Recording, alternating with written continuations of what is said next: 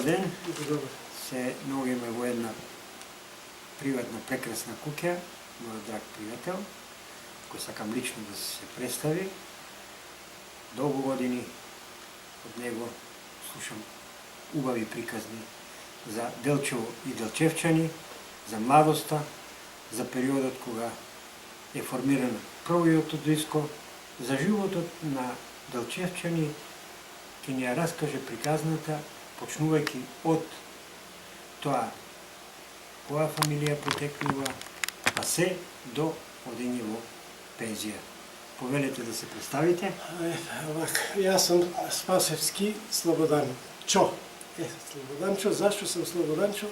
Ќе ви кажам, затоа што сум ја прв внук, представувањето моје тамо почнува дедо ми, што ме крстил Слободанчо, затоа што сум негов прв внук и гордост на него.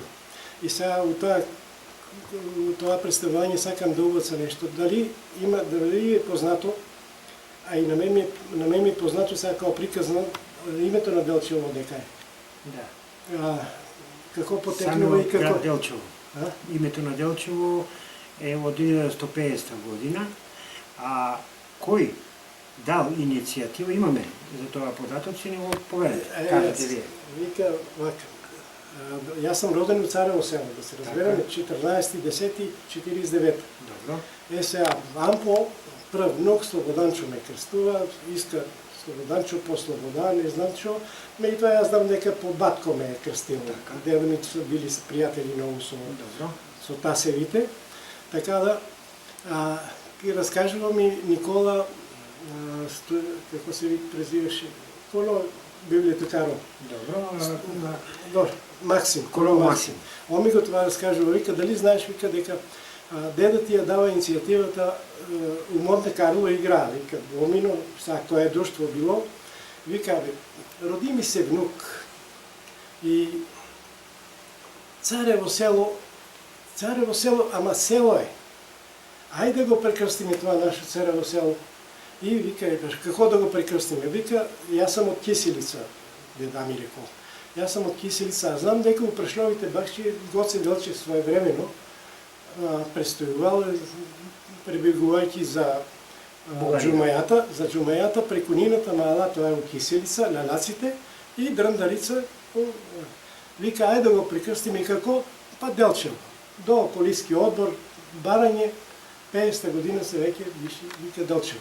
Сега, приказната таа слушах од Никола Максим или како се прозиваш. Одлично приказна. Сега продолжете. Вие сте родени во која фамилија, мајка, татко? Па вака, јас сум син на Киро Ѓоргиев и он е од Киселица, макар сега неговото село припада од Дранче, и мајка ми е од Киселица, ќерка на Ампо. Така да. Тие се двајцата кои се земали и јас сум се родил 49-та година. Колку дете сте биле? Јас прво дете сам, а второто дете Ѓоко се раѓа после 53-та година. Добро. Така да има тој период, како што речевте вие, детински период, тоа е моето представување.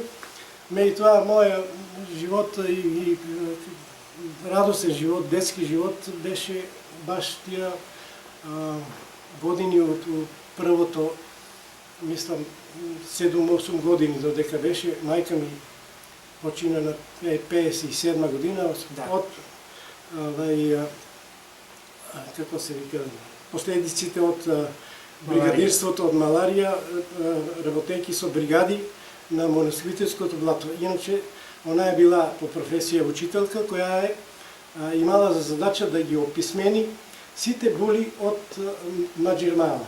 И јас се сеќавам, стои дома... Кога доаѓаат они во Делчево, како брачен пар? После војната одма са тука они. Во Делчево? И дека се селат? Во кој дел на градот? Прво се селат Ново Делчево, у дедо ми кај куќата, тоа е, како вика сега да не ги видите жали, или таа куќа. Прво там се земали, меѓутоа мајка ми имала лоша маќа, да го реча, и рекла дека нема таму да сме, доаѓа у Чипевите кашчи тука. Добро. Чипевите кашчи и јас сум роден па у Джуските кашчи, и на Маршал Тито тука. Така да живееме длго време у таа Чипевото кафене, татко ми, това заправо дедо ми го купил, меѓутоа татко ми се води као дека он е газда на тоа, што се вика, на куќата, меѓутоа финансирали дедо ми. Јавна тајна е тоа, дека он е се давал парите, дали е за мене, дали е за ќерка давал, дали е се. Иначе таа фамилија, он е бил вдовец, па е две довел, 4 са, мисла, мајка ми, вујко ми и 2 сестри, така, што ги има. Едната е се уште жива. Татко ти што е бил по професија, што е работил? Он е бил млад, кој е бил 3 години у Бугарија, војска, од ден до ден, 3 години. Кавалерија у Русе, ама оружје не е видувал. Да. Тоа е, он ми го е кажувал, вика, за ќотек јадовме ќотек, као бурски војници, као шункаре, се това. И после ослободувањето, после това доаѓа и заправо порано кога ги више Бугарија капитулира, он доаѓа у Делчево, се запознаваа со маќа ми и така 47 да. Се е това у мојата младост до 57 година мојот живот беше хаос. Кога 57 дојде, почна мојот хаос као дете. Лошо, не искам ни името да е, али има една поговорка, кај нас се често употребува, вика Бог да чува од оставена жена и наапана пиперка. Мојата маќа беше оставена жена. Од шо е, вика тоа, Бог да те чува. Добро. Јас таков хорор од 57 година додека па и така до 8 оделение, пошто дедо ми беше жив, имах менторство, што се вика надзор, да не ме малтретира првиот внук на Ампо. Меѓутоа и трагичната судбина е што и дедо ми, Ампо, се разболува и не може, това е не може да ме надгледува едноставно. Беше и таа е друга приказна која трагична приказна со него. Кој тренувате на училиште? Прво оделение кај Зорка се викаше учителката, презимето и заборих како и беше. Зорка Глувчет. Глувчетова викаше, така беше. Втора година, 2 години после, Аница сега пред некој месец што почина. Синдракова. После беше у 4-то оделение на Лупче Миленков, жена му, како се викаше. Добро. И така натаму, тоа више осмолетката е, па некаде се живото јадеше, да се разберем. Пошто бех под менторство на лош период преживеах. Лош тоа е. После 8 оделение. После 8 оделение ја бех на улицата. Добро. Улицата ме, да го реча, воспитуваше.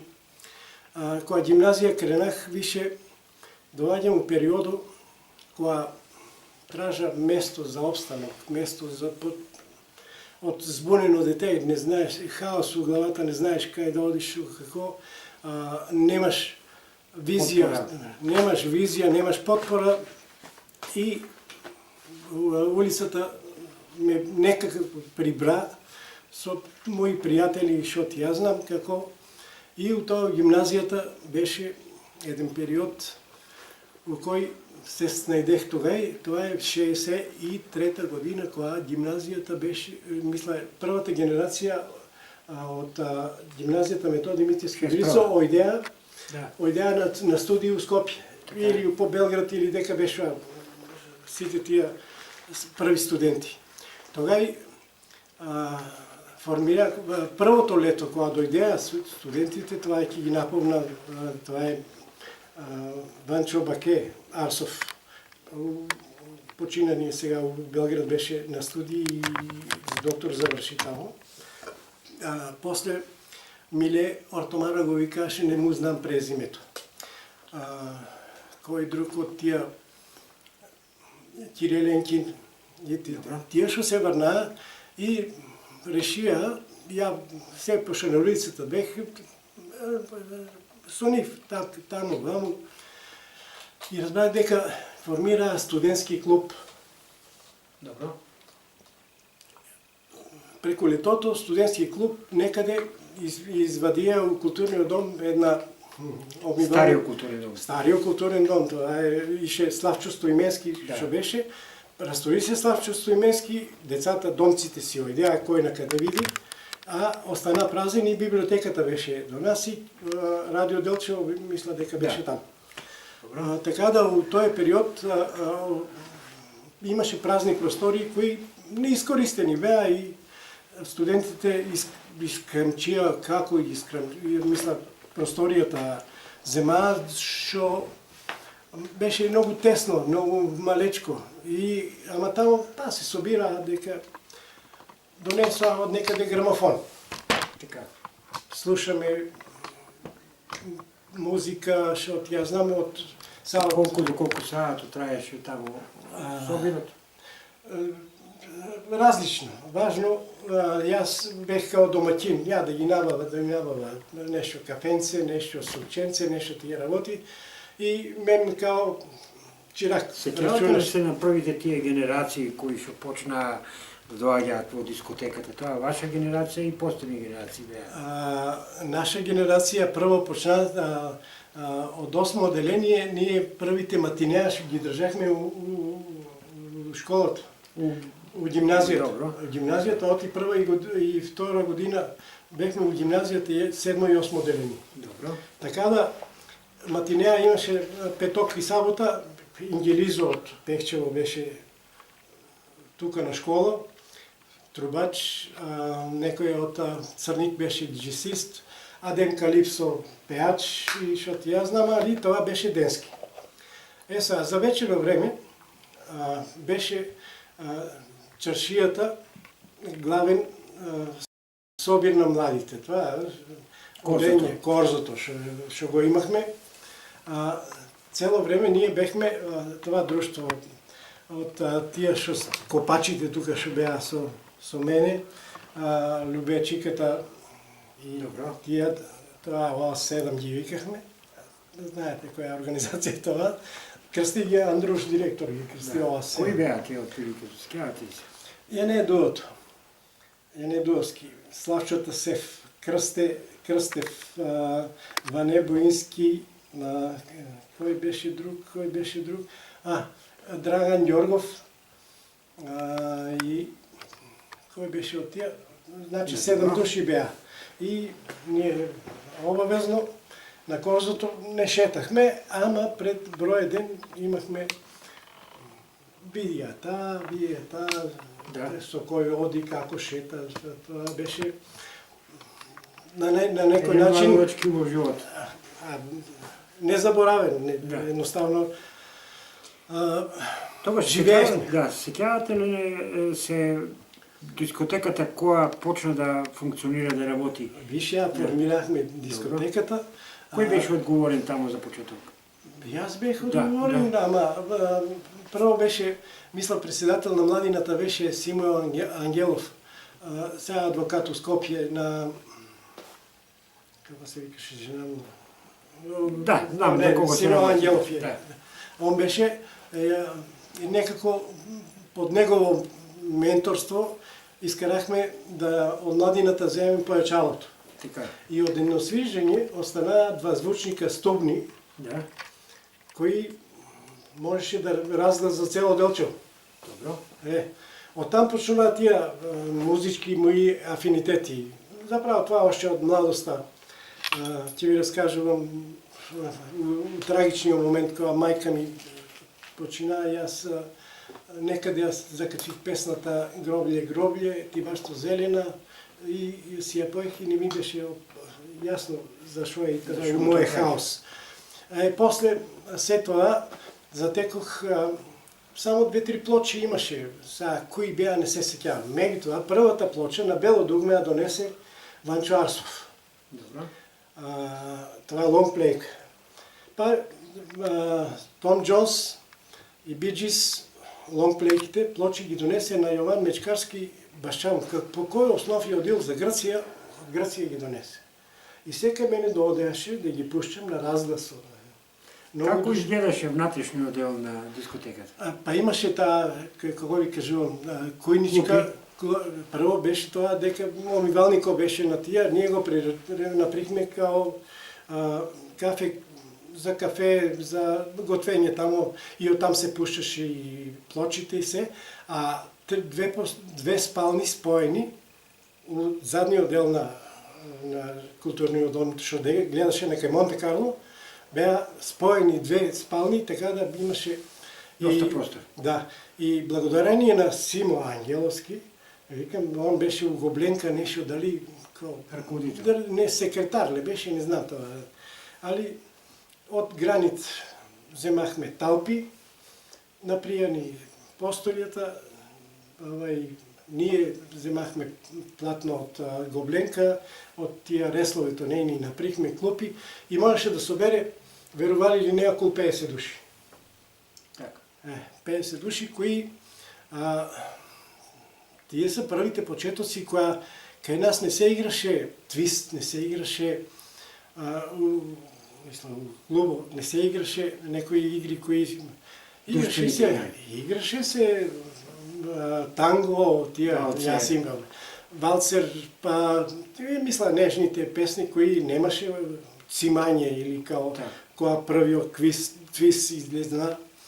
И така да имам многу убави спомени од таму. Доколку отприлика траеше дискотеката? Така, додека траеше корзото траеше. Ние ако направихме со устите да свириме пред ресторанто, кога светците маршираа,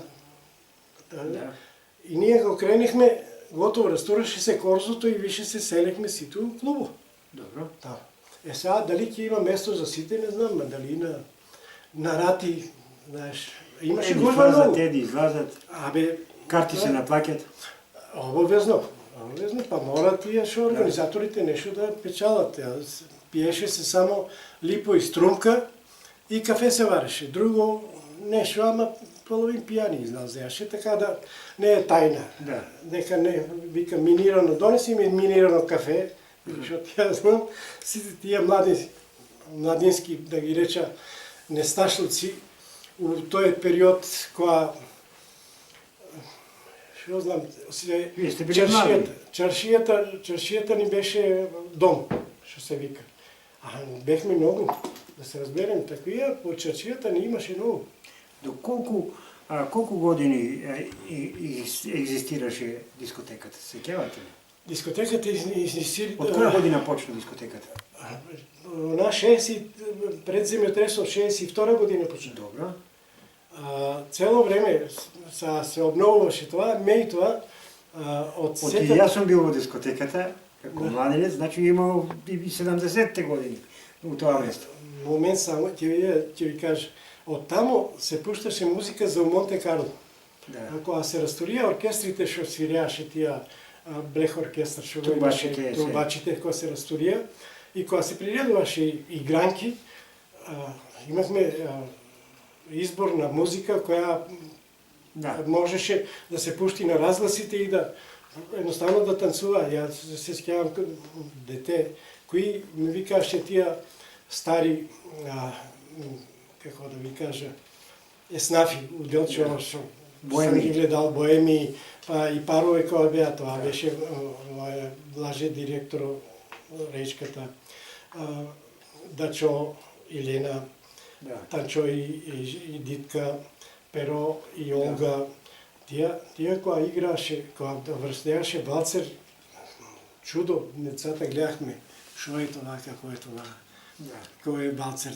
Сега, у клубо, мисла, оттам печалехме летно време, тоа е, додека студентите не доеше, ја бех и келнер некогаш, ама и пуштах плочи, знаех се да работя, што ја монтирах и звучници и се тоа. Имах многу проблеми со коцкарите у Монте Карло. Да. Не можехме у петок и у сабота да направиме игранка. А младите сабота мора од некаде од корзото да дојдат и да си има развано, да имаше и бифе, имаше едно време и кебапчиња и се тоа вечераше. Па така да организирахме и у гимназијата додека бех сини вечери имаше. Да. Па вечери на спред проти Илинден, па и после некое време се организираше па некои модни ревии. Са не мога да му се сета на името, еден новинар беше од Виница по потекло, носеше и модна ревија, едно време се одржуваше со манекенки. Да, додека бехте вие тамо, дали се менеа другите членови кои активно работеа заедно со вас? Оти сигурно генерации се променува. Јас Други, кои, можете ли да ни спомнете некои други кои биле со вас тамо, кои учествувале во организацијата на дискотеката? И помлади генерации. И помлади генерации, па тие ова 7 се таму беа. Да. Без нив не се чувствувах јас способен сај да го направам. Да. Требаше да се изчисти. Тоа се пушеше, немаше вода, па се доносе вода. Зимно време кога студентите си идеаше, а ние останехме средношколците, дека ќе се прибереш. Првиот диско клуб, Так. ама мораш и дрво да го изведиш. Да. И така на печка прилагодрихме, греехме се таму, па имахме и една непријатна, да го реча, работа, што тога и раководството на културниот дом ни потражи кирија и да платиме струја. И што е работата? Вика да платите. И јас по некој основ батко го навода. Батко, така и така, де речи на тие Струја да струја да плащаме младина, едва и прибираме некои деца там, чекај ќе се за струјата. А Санде Стански беше електричното, он наплашаше за струјата. Това лесна работа ќе седиме. Ама има еден услов. Кој услов? Кога ќе седнеме ние, он кој ќе пушчи петок, обично се собираат да играат домино, карти, што ти ја знам. И кога ќе пуши првата песна што ја пушча, треба да ја пушчи каде се чуло видело Владика Турчин да стане. И со това платихме на они како се работили, дали се плаќали струја, дали што да се тоа не интересираше, меѓу тоа останавме на сега, бидејќи немаме многу време, сакам да ми кажете, тамо се сигурно и створили многу љубовни врски, многу парови. Сигурно во тој временски период, како дискотека, е било и интересно што помладите генерации са ги дали пример од вас. И полека се ве заменували. Многу генерации ја обучих тамо како да се монтира звучници, како да се пушта, да се појачува. И едно време и разглас имахме, особено кога се заесенеше, а не можехме да бидеме на плочата, у Монте Карло нападехме ги тие коцкарите што беа со билјардо со това и имаше порачки. Сега што викате тоа дали е имало тоа. Порачка вика тој и тој ќе се удвара на таа и на таа. Да пушчиш лепенка. Каква лепенка да пушчиш? И па так тиха, за да може да ја пригрне. Да. И која да пушча? Викам, имам, нема проблем. Зелена трева на домот мој од Том Джонс. Таа е првата. После, за многу души, што не знаеше да престапат со танци, со такви работи, лепенка да играат, да се удвараат, да шепоти на увце. Пушчах им куќата на Изгре сонцето од Поленка. Таа е тиха, да, и имаше една италианска, добро, не се сеќавам, или това беше, тия три ги пушчаме за одварање. Значи тој живот, тој делчевски живот, можеме да го опишеме како еден од многу интересните периоди во Делчево. Тие ваши генерации се спомнуваа и денеска за начинот на кој сте го спроведувале младалечкиот живот. Вие тоа го работите за време на гимназијата, него и за време после и на студентските денови. Вие одите на студии, така? На студии бев. Првата година беше иди дојди, меѓутоа колку беше времето за мораше да бидеме и у Скопје на факултетот, запишани на факултетот, меѓутоа остана на генерацијата по мене тие, ја не тоа друштвото што ми беше, кое таа слика, што сега кажах, това е половини кабловето на Каменица своевремено, шанците, дека требаше подземен кабел да се прврши, ние цело лето копахме тоа друштво. Да. И на нихов стих клуб. Така. Кога си дојдех, јас бех тој што бос што се викаше, меѓутоа тие беа дечките, а они си приредуваше и као гимназијалци, оти останаа они в гимназијата, а јас веќе ојдех на студии. И првата година беше и така и така. Втората година ја запознаа моите сопруга. Добро. Додека ми беше хаос, што ви кажувам тоа, животот ми беше збркан, да го речам.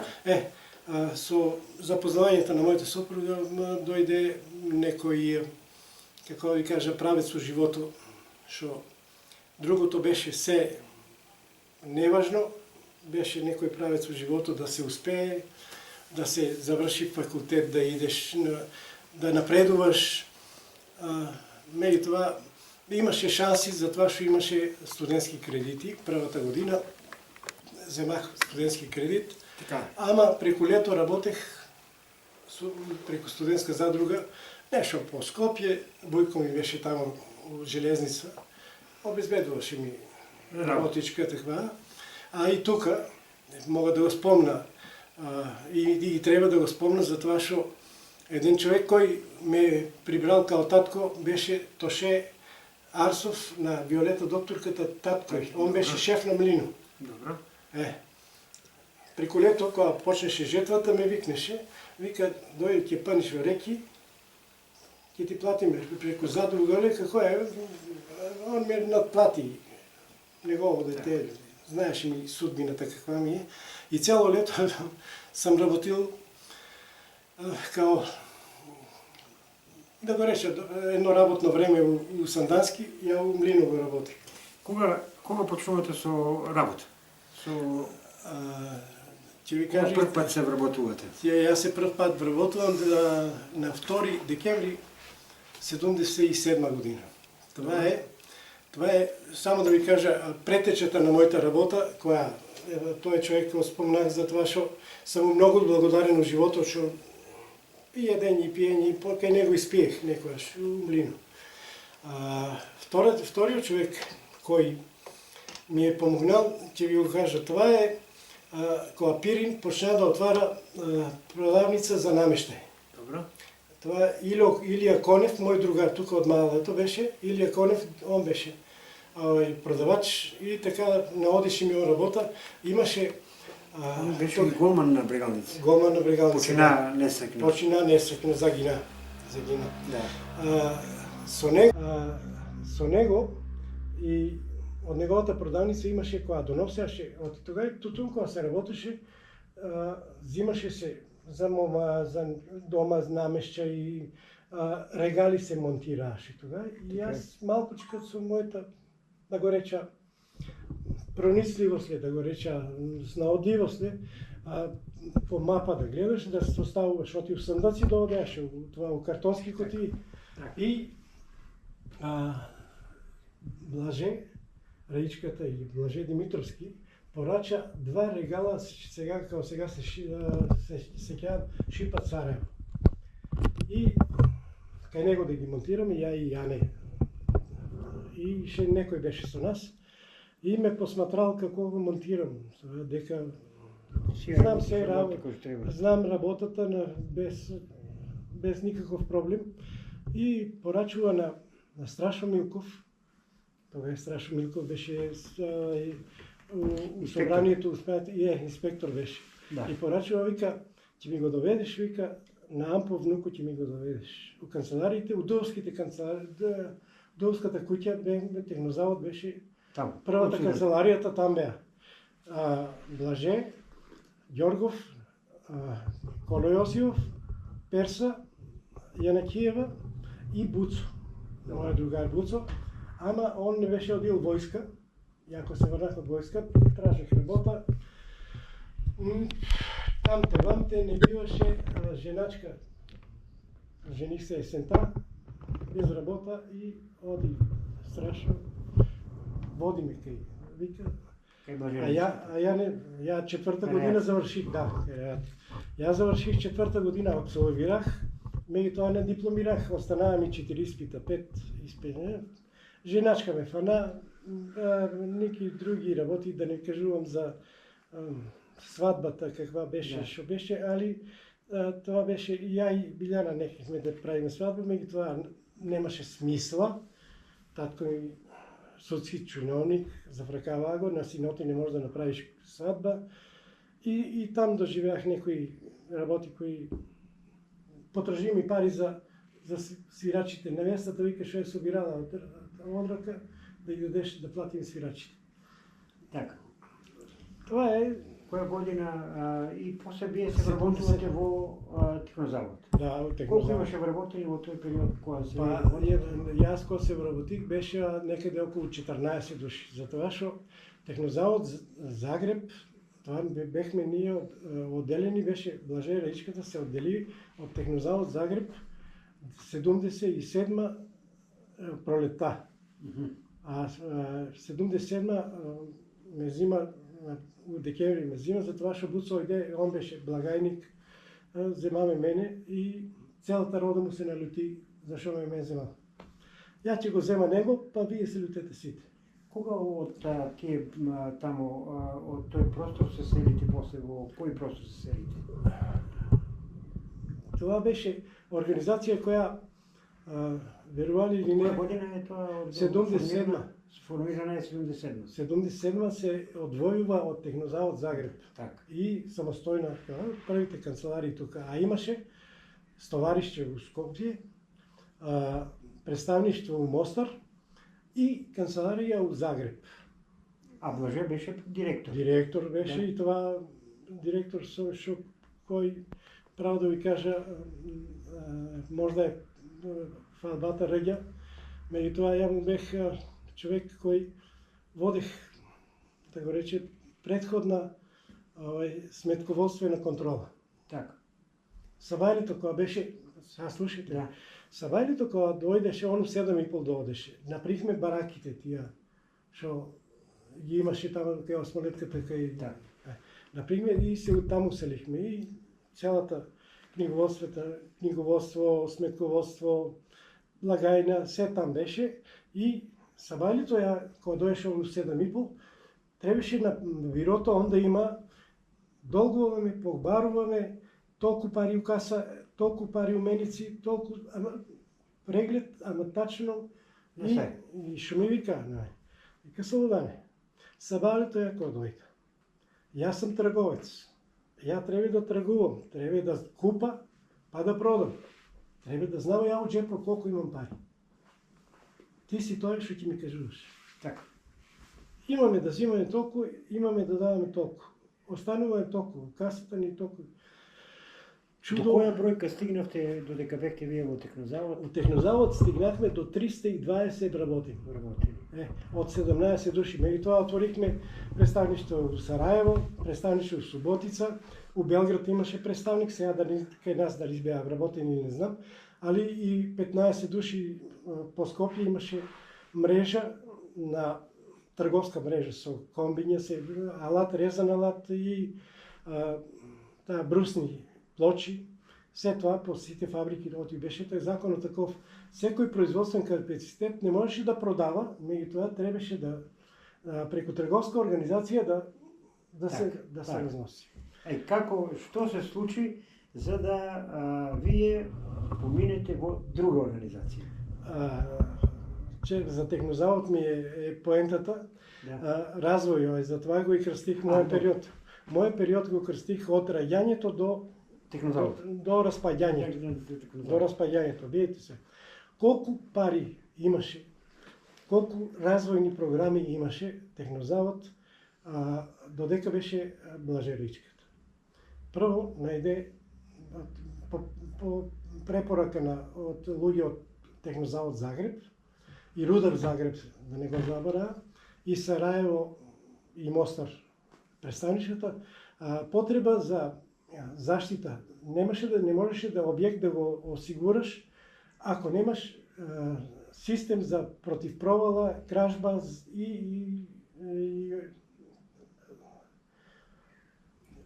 и тоа не е битно. Добро, важно секаква заштита. Блаже со неговиот промучурен трговски дух наоѓа човек, тоа се викаше Генц од Хрватската агенција за проналажачи, тоа регистрирана као агенција за развој и дава патент за тоа да го направиме против провала, кражба и оган да не се запалува. Зашто противпожарни апарати? Не, јавувачи за противпожар. Може да замислите у Технозавод колку по моја пресметка тамо што преку мене идаше фактурите, например за секој дел на јавувачо имаше цена, колку, како, шо. После вградување, сервисна служба отворихме.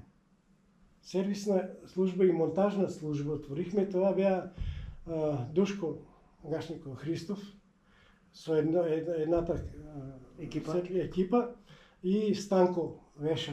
Баба Веша. Они беа двојцата. Можете да замислите дека бевме цела Југославија со неговата промучуреност Блаже, напри да нема увоз на јавувачи. Останството беа најголеми конкуренти Церберус од Швајцарија. Покрихме цела Југославија. Така. Со јавувачи, со опрема, со сите тие, почнавме да производиме и централи и што е најважно и што искам да го потенцирам, како се работите течеаше со еден производ да обезбедиш и друго. Тогаш со Истоко имахме, како се викаше тоа, трговија, роба за роба. Ние половин Баку, хотелите беа инсталирани од сите наши централи од Технозавод Загреб. Од Технозавод Делчево. Да, и што се случи? Ево, бидејќи немаме многу време, би сакал да кажете таа финеса. Што се случи за да го напуштите вие Технозавод? Како што ви кажах, човек кој бех од поверење на Блаже. Така? Дојдеа сили по препорака на координативно тело за збринување на високостручни кадри. Покажува ми Блаже, дека види кој минутот. Да не го именувам покојна сега. Вика кој минутот. Викам поарно него тоа што ти го наметнаа. Да. Сонич. Добро. Поарно он него. Вика ја го знам, вика не ми кажувај. Викам добро директор, ај не лези враже, што вика србите. И искаа да си доведат нивни свет. И директорот на правната служба, со ние ден добија случај, и директорот со неговите пајташи, сите тие да не ги спомнувам. Кога вие заминувате од Технозавод? Јас заминах од Технозавод 92 година. И одите во? Мак Петров. Како се случи тоа? Почна у Технозавод од референт за наплата, од референт за, како да го кажам, не е важно, почна да ме деградира полека, за тоа што сам бил на некој си директор, верен службеник, и не треба, и првиот компјутер што го инсталираа таму у Технозавод, и у тоа више кога се споихме со Југовитропан, таму одехме, потрошија се парите. Се што има, ја и сега ги знам. 40 плати требаше да земеме од меници, само што имах у касата. Башка што требаше да земеме од продажба, што имаме ненаплатени фактури и се тоа, и кеш, имаше многу пари. Тоа е. И вие си заминувате од... Не заминувам, немаше дека да замина, затоа што почнаа лоши проблеми почнаа. Председател беше Давидков, притискане за интеграција со Југовитропан, и јас со мојата доблест му викам, слушај, ако направиме од еден Југовитропан 2, што правиме, ти ќе си спасиш газот пред извршен совет у Скопје, а ние за дека сме. Вика, запомни ме на вратата на бараката таму што ми. Запомни ме. Скапо ќе ми платиш, што ми кажа тоа. Првиот референдум за интеграција падна. Што правих, не правих, тоа е и моите, кои им кажах каква е ситуацијата, што ќе тражиме ние таму. Од сите тие работи, од себе тргнаа, дојдех да копам компир во нивата, ја и Арсов Митко. Добро. Сите тие кадри што бехме на Лажеричка, тоа ни потргнаа, па и вашата сопруга, која беше таму, тргнаа ја да води матична евиденција, не правник, него матична евиденција да води со јаворка. Знаеш која. Сите тие што сме го стварали Технозавод, дојде да не пада. Буквално ни вика, оди си, иначе лошо ќе завршиш, пораки, што ти ја знам. Кој излезе во пресед во таа матна ситуација? Матна ситуација, верували или не, Слободан Даневски, градоначалникот на Свети Николе. Така. Со ракометаров, другари, кумови се. Така, ја играв ракомет со вашиот Шура Мидов. Да, Чакаров. И вика, добро, Слободан, вика, што правите вие тоа? А тогава взимахме, право ти кажа, по 6000 минимална нешто ни даваше като Технозавод. И питаме он како, шо, викнемо канцеларите, тамо беше председател на Свети Николе. Вика, што правите, вика, и како таа организација? Викам, така е. Колку взимаш плата? Викам, 6000 или тогава какви беа парите, не се сиш. За 2 месеца. Ја ќе ти обезбедам човек у Мак Петров. Он беше со Стојан Андов, либерална партија, а Стојан Андов беше ко-собственик. Така. На еден начин да ме примат на Бединската. Колку години бевте во Технозавод, а колку во... Технозавод 16 години, а у Мак Петрол 21. 21. Сега, това е, Мак Петрол е па подруга организација во која имаше строги правила, меѓутоа имаше и таквија како Технозавод што дојдеа некои кои беа, да го речем, натурени, едноставно натурени и неспособни луѓе. Буквално, ја мога слободно да го кажа дека се едноставно неписмени. Таквија дојдеа од Технозавод и Технозавод се растураше. Ја кога се избегах војна. Ја кога избегах, даваше по 2 леба на работниците. Од тие 320 души, никој 3 години не им беа уплашали доприносите. За луѓето имаше проблем да остварат право на пензија. кои се пензионира. Сега малко да ме вратиме назад, знам колко тежок и мъкотрпен живот, работен век сте имали. Ай малко да се вратиме во периодот кога и с това полека да завршуваме. Вие створите фамилија, имате деца. Како е фамилијата, која година се родени децата, каде се сега и како? 78 ми се раѓа синот, Така. ќерката 84 година. Да. Сино е по линија по моја иницијатива, е у Мак Петрол, на Мак Петролската пумпа е пумпаш још, али со амбиција е, нема проблеми да Делчево го познава многу убаво. Ќерката е у Америка, таму имам два внука, внук и внукичка. Така се здрави и живи. И тука имам внук и внукичка.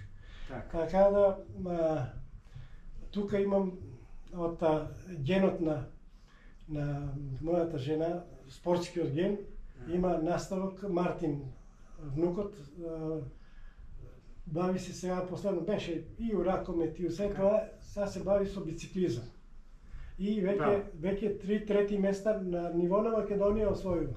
Одлично. Сега последното беше у Крушево. Имаше на Фейсбук, пак пратих ситуацијата. У Крушево беше трети сега, а тоа првите и вторите места беа на братучеди со се тие. Така да спортскиот ген е од Свети Николи. А пеачкиот ген, што оставихме го малку распеани дечевчани, пеачкиот, мисла, тоа е забавниот дел што го имах јас и као диструкеј, и као пеач у распеаните, и солиста у распеаните, и се тоа. Од која година почнувате во распеаните? Па тоа е во Технозавод кога признах, тоа е 77 година. Вие сте во првиот круг, кога немаш, кога Елмаз свиреше на тоа, немаше кој да не, али имаше... Кој раководеше со вас во тоа време? Ванчо Сребров прво почна со нас, професор Ванчо Сребров. После дојде Вечеслав Поповски, да. Вечеслав дојде и некојаш и Узунски, чини ми се дека едно време не презима, меѓутоа у континуитет од 92 година, бар јас што помна и што знам првите чекори како не Ѓорги Димчевски. Да не е порано, 70 да не е.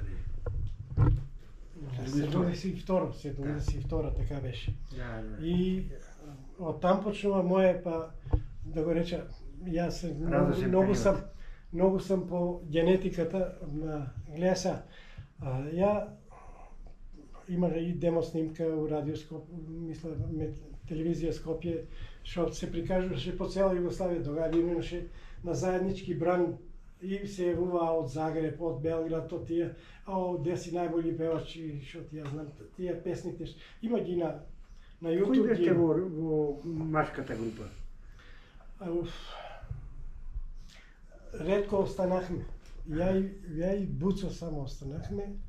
И кој друг, не знам, али и Перо. Беше ли Манчо? Он беше оркестаро. Да, он беше оркестар. Оркестаро, а ние бевме пеачката група. Младен наставников. Младен наставников. Перо Гавев, а он е се уште жив. Филобок, Кире Златков. Он беше координатор за целата таа работа. И распеаните што додека бевме. Може ли само да ни наброите во кои држави сте биле како распеани делчевчани? Јас кога напуштих више, мога да ги наброја дека сме били за Бугарија да не думаме, тука бевме постојани гости. Румунија, Чешка, Словачка, Полска. Па Полска одихме некаде околу 4-5 пати. Сигурно и у Франција сте били. Франција, Родес, у центарот на Франција. Така. Имах слики кои од цел свет имаше, состави кои најголем впечаток што ми оставија израелците као група која цврста група со нините високо летешки ора. Тие парагвајците со нините инструменти, што ти ја знам. И највише ми остана впечатливо, како се викаше, само од Португалија, од Порто, дека се производи тоа виното Порто, донесоа го. Па право да ви кажа, такво вино не бех тогај пил, за да, ама јас сум и од тие, што вика Бора Чорба, прво сам пиел пиво, па после се живо и диво. И тога и пинувахме, и сега ама и таква вино Порто, да ти се лепи на устата, не можеш да си одлепиш од благина, од такава. Сега, благодарам на Седо сега што ни кажавте една стварно убава ретроспектива за Делчево и за вашиот живот во Делчево, што би дале на младите генерации како еден совет да направите една компарација помеѓу вашиот младалачки живот и денешниот младалачки живот. Или кој совет би им дале на младите генерации, се што се случува денеска? Јас пред се би дал совет на родителите. Луѓе, почнува се од домот, од домашното воспитување. Ние немахме шанса да сгрешиме. Не смеевме ни да сгрешиме. Имаше полиција која јавуваше, не те пријавува тебе, на татко ти. Па татко ти преземе мерки, а какви мерки домот ти презема, тоа само секој си знае тоа какви мерки, и немахме шанса да сгрешиме. Сега е на секој ќош, да го речем, предизвик на младите да направат големи бели. Ја, гледате, мојот живот, иако макотрпен, се мисла, има една права линија у која музиката ми е била секогаш на главата. Да се бават со музика и спорт. Ништо друго. Ништо друго. За да ги трнат тие пороци кои што се секојдневни. Се. Јас воодушевен сам од тоа што Делчево има толку спортски сали. Разочаран сам од и за тенис, тениското игралиште не се практикува онакака што треба да се практикува. Да се финансира едноставно спортот, да се треба државата да уложи това, за да се привлечи децата спорт. Музиката исто така. Музиката секогаш е оркестри, хорове. Това е тоа што духо на човекот е у радостите, а музиката представува радосен израз. Да каже, да, израз. Човек ако не пое, он кога пое тога е радосен. Он не може да кој е жалостен и кој е тажен или кој е разочаран или што па и да го рече и дрогиран, не може да тоа да го прави. Само може кој е малку подпинал да почне, ама ипак се тоа радости кои музиката ги дава. Така да мојата кажах ви првата песна на гробот на мајка ми и од таму носи цело време. Вториот период кога почнах да бида фамилиарен човек и кога имавме друштво големо, кога се соберехме моите другари, сега Љупчо, Пере, сите тие 16 пара одехме на Нова година, чопор голем. Тогај беше, мојот живот го сликуваше песната на и да умрам и загинам, немој поп да викате, таа Јонче Христовски ја пееше. А као завршница сега на пензионерите више се движим у тие кругови и ми ја препорачува песната од Звонко Богдан, како беше сега... Добро. Не. Песната има јако големо значење. Да, има живото на пензионерот. Пензионерскиот кал толку и пълни. Меѓутоа, песната се вика на крај. Добро, на крај ќе ни кажеш, нема ние тоа да го најдеме, не се кире. Значи, на крајот да ви се заблагодариме, направивме една многу убава приказна за градот Делчево, да ги подсетиме генерациите и вашите, и претходните, и после вас генерациите, а најмногу овие млади генерации да сватат дека животот во Делчево имало многу поубава смисла и многу поголемо дружење, многу поголем респект и почитување. И тоа е уствари апелот на вас кон тие млади генерации. Тие генерации ние која бехме, ние што се знаеме, тие генерации сега што славиме маторски 55 години славихме маторска. Така. Нешто не влечеше това Делчево. Влечеше ние не одехме по странство да печалиме или што ти ја знам. Имали сме шанса, ја, например, сам одел 5-16 пати за Трас или Венеција, можел сум да видам како живот има. Ме това Делчево ме е влекло и јако имах, да го реча, хорор живот, што се вика. Тука ме това нешто имало што те е влекло. Дали е од како се вика тоа, носталгија за родното место, дека си поникнал там да бидеш и како да бидеш друштвото, пријателите. И беше ми изборов за да завршам со това. Музичкиот ген од тоа што сам ја и музиката што ме води кроз животот, и у добро и у лошо што се вика, гледајте каква генетика има. Перса Стојановска е раководителка на Копачката, така ли? Така. Таа ми е прва братовчетка, од 2 сестри деца сме. Така. Орце Прлето, са у Германија, музичар. Јас си некаде наода дека некој предок сигурно имало. Сигурно. Да. Да сте здрави живи. Се најдобро. Ај, фала. Срце ми е драго. Фала што дојдехте и испоштувахте мојот дом, да го речем. Давај на вас, И сам- Пепечко. И сам ви многу благодарен.